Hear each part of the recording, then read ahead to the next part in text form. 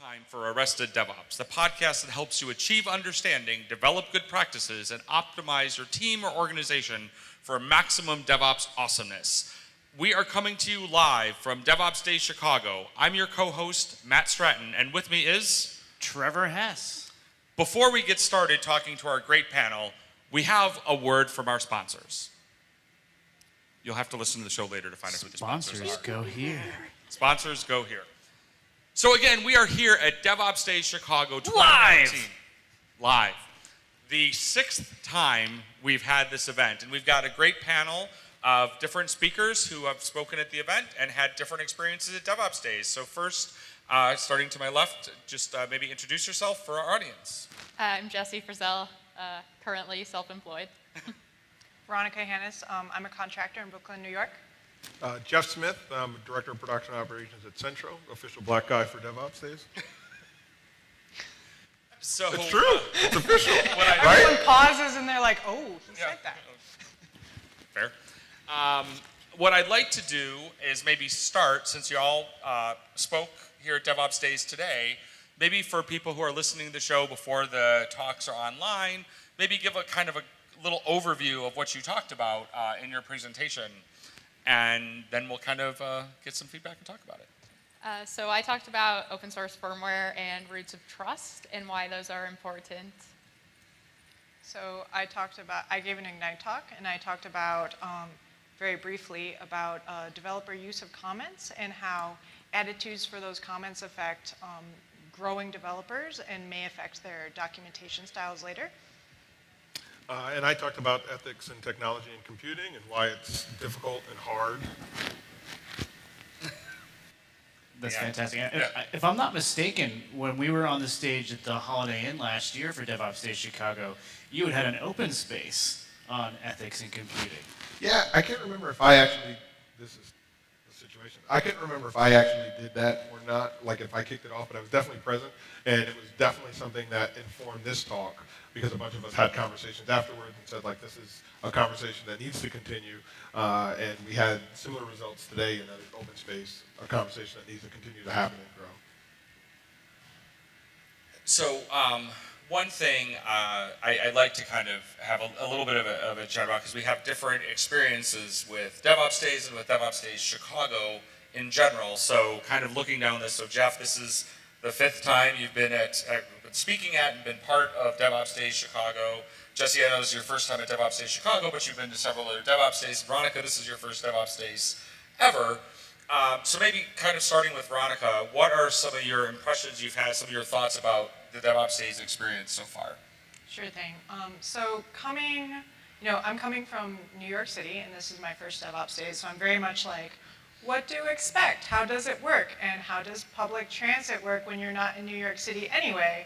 And all those little things that you worry about when you're traveling. And one thing that's been really phenomenal is how much support the team has given. I tweeted earlier, shortly after I was accepted, they literally asked the speakers, like, would they like a special song when they go onto the stage? And I was like, I love this group more than anything else in the world, because, like, not only are they like, we're going to help you figure out transportation, we're going to make this part easy and that part easy, and you have all the support, and you're going to eat the best food you've ever eaten at a conference.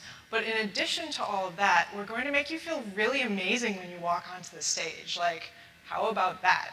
So that is kind of the first impression I have, and being here so far, nothing has surprised me. Like, nothing has gone against that first impression. So, like, hurrah, hurrah, organizers! I see all the moving parts moving like extremely smoothly. Jeff, what have you seen over the years that you've been here? How does the event feel different? Does it feel the same? Like what do you see? In a lot of ways, it feels the same. In a lot of ways, it's different. You definitely see the event grow, right? And you see the process get smoother. Audio, video. It's funny I'm saying that now, but audio, video has gotten a lot smoother. But the community just continues to grow. It's absolutely one of my favorite times of the year. And it's, even if I'm not speaking, I would definitely be attending DevOpsDays Chicago. It really is sort of, for me, it's like the bar at which I judge all of the other conferences, because it's always such a tremendous experience.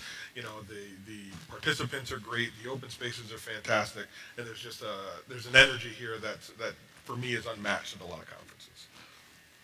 And Jesse, you've been to some other DevOps days, and I know this is your first time here in Chicago. What did you from what you participated in so far and giving your talk, kind of what are some of your initial feels?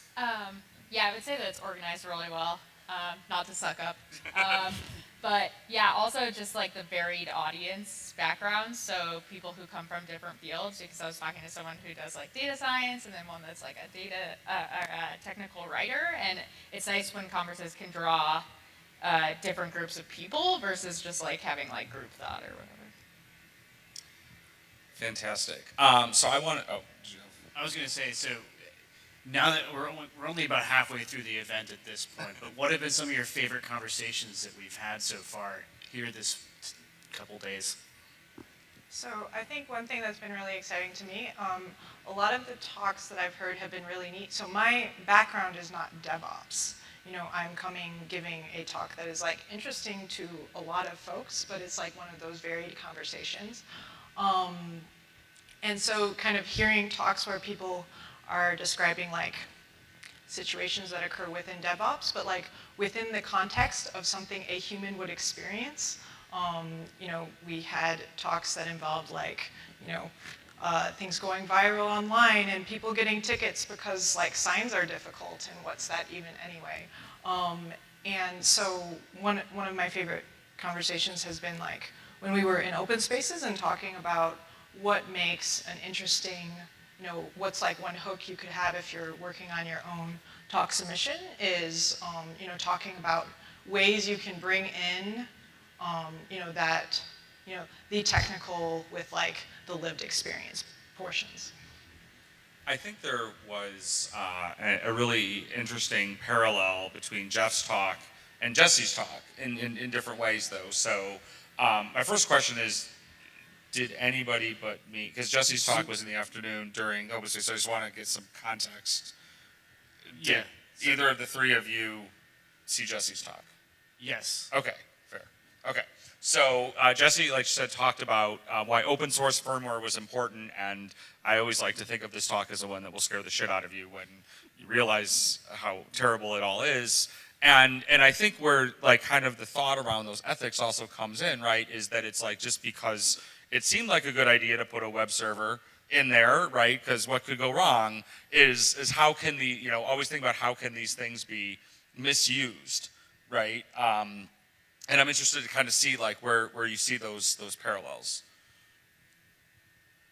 Yeah, it's definitely something that happens, right? And when you see technology sort of misapplied, and we sort of do it ourselves in the operation space, in the engineering space, where we might choose a technology for the wrong purposes because we want to play around with it or we think it's interesting, not thinking about all of the downstream implications of it, right? Like, I think of the Zoom breach recently where they thought it was a great idea, like, oh, we're going to install a local web server that's going to automatically reinstall the software. And somewhere, I'm sure someone wasn't thinking of that as being malicious. They were thinking, this is going to make it so much easier for me to be able to accomplish X. So it becomes difficult to think about all of the different paths that technology can take us down and the sort of consequences that come from it. So I think the only thing that we can really do around that is to have more conversations around it, to bring in more viewpoints, more discussions. I remember when Google, had that snafu when they were classifying apes as black people, and I was like, there wasn't a black guy in that room, right? Because that would have got caught. So it's about, sort of opening up the conversation, broadening the perspectives, and, trying to think one step beyond what am I trying to get done right now and think about the long-term implications. Well, Matt even started with the question of what could go wrong with putting a web server in the sublayers of a system. But why don't we ask the question, what could go right? Yeah. Or actually do ask the question, what could go wrong? Because that was sort of thing. I was saying it rhetorically, but actually say what seriously could go wrong. Ask what could go wrong, not just facetiously ask what could go wrong. It's funny. I was looking at some permissions for someone in AWS, and I look at their policy, and the SID for the IAM profile is what could go wrong. Allow ***. Well, at least that's like being self-aware, right? I think like a lot of it is also, a lot of employees are very process oriented. So if it's not a part of your process to like think, or even ask that question, what could go wrong, you just do A, B, C, D, E, and then you finish your task. And sometimes I'm just like, at what point were you like thinking, or you know, like wondering what could actually go wrong. What do you think, I was gonna say, what do you think kind of drives that, you know, ticking the boxes, going through the motions kind of thing? Because I think, again, we're not really thinking, most people are wanting to do good work, you know, but there's something within the organization, there's something that's caused this to be I'm just sort of taking, you know, going through the motions. I think sometimes that's a matter of like psychological safety within our organization, because I've certainly been in positions where it would be extremely difficult to push process and to say, why don't we X? And there have also been situations where people have been very open to that. And the amount of, like, we talk about innovation a lot in tech, and like the amount of innovation you can do in an environment where it's like okay to say, why is it like this, and to take more time and to do research is, you know, they're night and day. And also I think like what people feel comfortable asking for and doing, it really like guides how much, you know, puts us in a position where it might feel best to check those boxes and to be like, well, there's might be blah, blah, blah. Well, I mean, if we tie it back to what Jeff was saying this morning about the idea of some sort of ethical body around technology, I think one of the reasons why we make those split-second decisions to do something potentially unsafe is because we have some pressure saying we need to get something accomplished or something finished. But we don't often have the moral pressure to challenge just getting something done, right? You may do something that you know, like setting all stars on an access policy, right? You may need to do that just to get your task done, but you don't have the authority maybe, or the moral authority to say this is wrong and is going to cause us a big problem. And sometimes it's also like organizational standards and culture, because you know you think of a world where those things aren't allowed. I remember 10 years ago I was at a job and the idea of putting a password in a config file wasn't that crazy. But then you go to a job and someone's like, what's wrong with you? Why would you do that? Suddenly you're like, oh, that's not acceptable here. And eventually that just keeps moving up and up on the pipeline and gets more and more sophisticated. But you know, I'm curious, I would just imagine, like, does anyone at Google, you know, submit a new function without unit testing, right? They probably get laughed out the door, I hope. Probably Yeah, not. definitely culture. Like if your culture is like make money, even if it comes from, you know, the expense of exploiting your own customers and no one ever gets ramifications for doing that, then that's like the culture that you set. Back when I was in a research setting, I was, you know, in a research center where we weren't putting anything on the cloud yet, because like we don't trust the cloud, and especially like as a large government research center, we definitely don't. And so things would be stored and hopefully duplicated, but if not, if something crashed, we lost data, and that was, you know, there was definitely, you know, you lose data, you grieve a little, and then you put your head down and create it again. And it's like, you know, that was part of almost an expected process. Like, oh, that happened, it happens sometimes. And now when I think about that, it just sounds bizarre to me that we put ourselves in that situation. I want to go back to Veronica when you're talking about a lot of this coming from people, whether or not being in a place of psychological safety. And so we like to speak somewhat in practicalities on the show every now and again. So this might be a good time, especially given kind of the balance of this panel. So Jeff, you're a management type person. I mean that, you know, in a nice way. But you're a leader, you lead teams, and so first I want to think from the perspective of if someone saying I want to build more psychological safety on the team that I lead, what are some things you do, or some things that you do? Hopefully you're doing things, you know, I believe you are. Vulnerability. I think that's probably the biggest thing you can do is show vulnerability, not being afraid to say I don't know. One of the big things that we have on my team is, you know, I don't know is an okay answer. It's just not the end of the conversation, right? You have to figure things out. But giving people that sort of room and that space to be able to learn, to be able to explore. Another thing I like to do is push education as part of your job. There's no reason, I mean, you're already on call. Why should you have to learn this new technology for my company's benefit on your own time?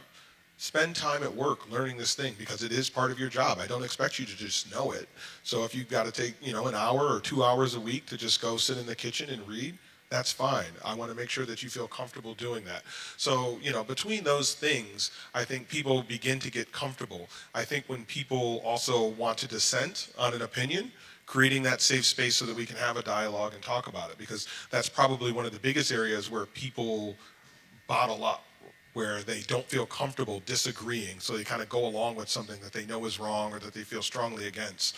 Creating an atmosphere where people can disagree in a constructive manner and know that at the end of the day, we're still a team and we're going to be able to figure this thing out. I think that's strong, and I think it's a testament when the teams disagree, but at the end we come to a resolution and everyone is still all in. I have a bit more to say about the education piece. One thing that I've noticed is, I've been in work environments that were very helpful in this regard and, could be very unhelpful as well. And the major difference was, having that time to be able to learn, and like when things did go wrong, in my research life, one time we had like a piece of machinery that had a problem that no one realized for a month, and there was a lot of like backtracking that needed to happen, but we went through it in like what I think we would call a like blameless way, and it was an educational experience for everybody. Like we said, okay, and we all knew how that machine worked inside and out at the end. Why? Because we had something go very wrong, cost us time, and we had to like trace back. And like those two pieces, being able to like sit in the kitchen and get better at your job while at your job instead of having it be something that's burning you out in the evenings, and having a situation where when something goes wrong, it's less about the person who made the commit and more about like learning about the process better, because that's obviously something the team needs to do, have like been immeasurable in both fields that I've worked in actually. So I think. What are maybe some, again, like thinking, we kind of talked about like things that leadership can do. Maybe sometimes we're in a position where we're not leading the team, we're an individual contributor, and we might be in a position where we don't feel that level of psychological safety. What might be some things that we could do to help influence leadership, to help influence the team, based on your experiences, hopefully positive ones somewhere, or not? I would say, in most cases where I was in situations like that, I tend to have a lot of candor with leadership, and that can go one of two ways, depending on who the person is. So I myself, like if someone came to me and did what I do to other people, I would be like super happy to know like exactly what they felt, but some people do not like knowing exactly how people feel. So yeah, it really depends. I just want to work with you. I think it's also important to think about leadership as a role, not necessarily as a position, because I've been on teams where I wasn't the manager, but I was definitely the leader of the team. I don't remember what author said it, but someone said if you walk into a group of people, you can instantly pick out who the leader is, regardless of their position. So I think it's important to recognize that if you are the leader, the emotional leader of the team, that there is a bit of psychological safety cover you can provide for the rest of the team. And you can be that person to engage with your manager and say like, hey, listen, XYZ isn't working out for us. Maybe we can try something different. Maybe it's you that solicits the extra opinions, right? When there's a conversation and everything is sort of fallen flat, you kind of know that like, all right, I know Max is stewing about this thing because he hates Node.js. So why don't I, give Max an opportunity to sort of talk about it. So just sort of creating those environments where, one, it's clear that you've got that person's back, but then also set them up to be able to, respectfully disagree. I think as well, like when you think of one of the things and one of the definitions around teams that have high level of psychological safety, as an example, is there's an equal amount of conversation. Everybody speaks the equal amount, right? And that's easier said than done. And if you're not in that, again, if you're not the manager, I think about back here a couple years ago, we had Anwan Simmons gave a great talk about lending privilege. So if you are in that team and you have privilege, you have a responsibility to help drive that, right? To help drive it's real easy for me to talk a lot. Surprise, surprise to everybody who's been at the event all day, right?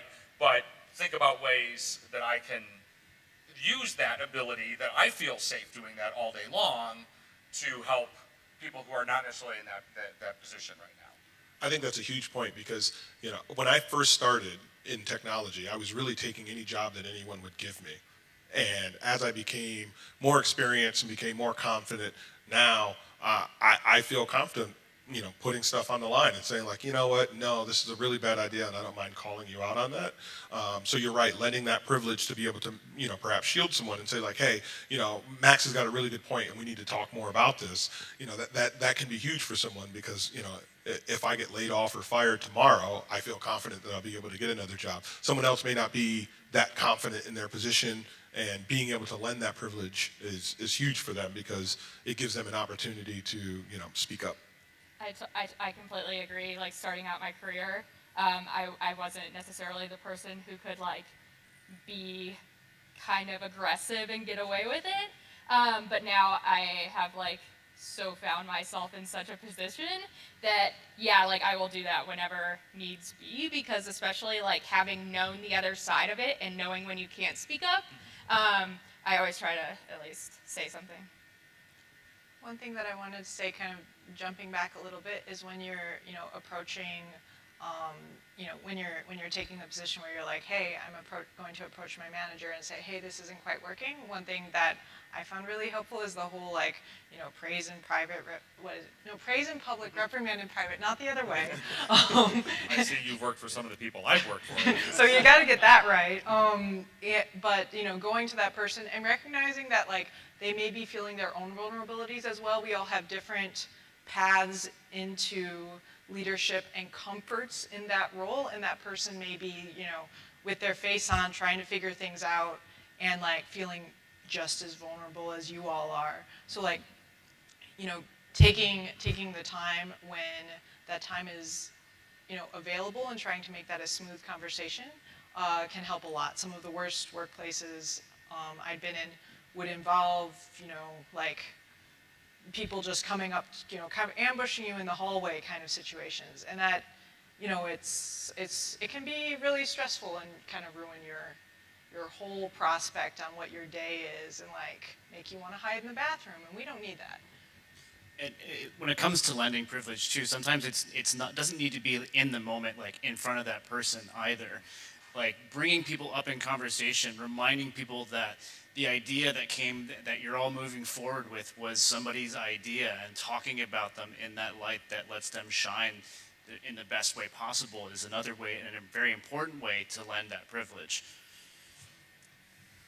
So as we're starting to get towards wrapping up, I want to go back to your talks and to the things that you talked about today. And if you had one key message from the presentation you gave, what would be that thing you want people to take away? That we need to take a bit of responsibility for the things that we're creating, and we need to own some of those consequences so that these aren't things that are just happening in a vacuum. So when there are bad actions happening, we can't just pass the buck on that. It's up to us to step up and say hey, something's wrong. And maybe we're not currently as an industry in a position where people feel safe doing that, but it's on us to figure out how to make that safe for people to do it. Because as technology gets more advanced, the stakes are going to get higher and higher. Comments are a form of documentation, and documentation is good. And we should make sure that we're supporting people in doing the best documentation for them. I would say the people who work on various layers of software should talk to each other more, and in talking to each other, also actively listen. and then kind of try to come to a solution on the problems between the interfaces. Fantastic. And one last thing I'd like to do, and then before we kind of wrap up, because I know we've got a panel who's doing all sorts of interesting and different things, and we want to give you an opportunity to plug a thing you're doing, whether it's your podcast, I'm not going to tell you what to plug, so, even though I just did. So, we'll let you start, Jeff. God, I'm in the process of writing a book, and maybe one day I'll finish it. I don't know. It's a tough slog, but right now I'm working on a book tentatively called Real World DevOps, and the idea is to give it from the perspective of an individual contributor and what they can do in sort of imperfect organizations. I think there's a lot of great work out there for leaders that want to do sort of a top-down approach, but there's a lot of people out there that are struggling in environments where there's a lot of stuff that they can do, and they just really need sort of a field guide on how to go about accomplishing that. So that's sort of the target audience for my book. Due out 2020 sometime. Plus or minus 3 years. Hey, Matt, how's that book you're writing coming? Which one? So hold on to your hats. This is my first time announcing this publicly. I met 2 fabulous other first-time speakers when I went to and spoke for the first time this February. And the 3 of us are starting the Quick Developer Guides YouTube channel, and we're going to have a series of 10-minute videos on like everything from like how do you get started using version control to like, so you're thinking of quitting your job and doing this like I'm going to be a dev thing, how are you going to budget for that? So like a whole bunch of different skills that people will want to consider if they're getting started in this whole world. So Yet again, some new project is announced for the first time on Arrested DevOps. The Michael Ducey and Ross Clanton's podcast was announced first here. I believe, Jessie, you and Andrew started your podcast, or talked about it on ADO. So, like, breaking news. But, yeah, what new rad thing do you want to plug and promote? Or old rad thing, whatever. Well, I'm currently unemployed, so I guess I'll plug some books. Soul of a New Machine and Ben Horowitz's The Hard Thing About Hard Things. Very good. And if you're job searching, you should tell us what kind of role you're looking for. I am not actively looking for a job. All right. I was going to say I have a hard time believing she's looking. I will say it's like every time, like wherever I'm working and something happens and Jessie, like might be they're like, let's get friends. I'm like, yeah, no.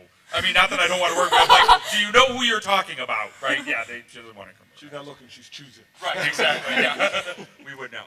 So, so this is great. I'm glad to wrap up another Arrested DevOps podcast here at DevOpsDays Chicago. I want to thank our awesome panel for joining us. Really appreciate it. And also as an organizer, really appreciate all of you being part of our program. I'm really excited. So thank you. Let's give it up for our panel. It's a live studio audience. Applaud. Hey, when we recorded this in Minneapolis, I actually had like applause signs. So at least I didn't do that to you. You can check us out on the internet at arresteddevops.com. You can find us on iTunes at arresteddevops.com/iTunes. Leave us a review in the iTunes store. That's a thing you can do. We are now on iHeartRadio, apparently. So that's a thing if you like iHeartRadio, and we're on Spotify. So we're all the places you can find us and listen in your heart's content. And with that being said, as always, I am your co-host, Matt, at Matt Stratton on Twitter. And I am Trevor, at Trevor G. Hess on Twitter. We are Arrested DevOps, and remember, there's always DevOps in the banana stand.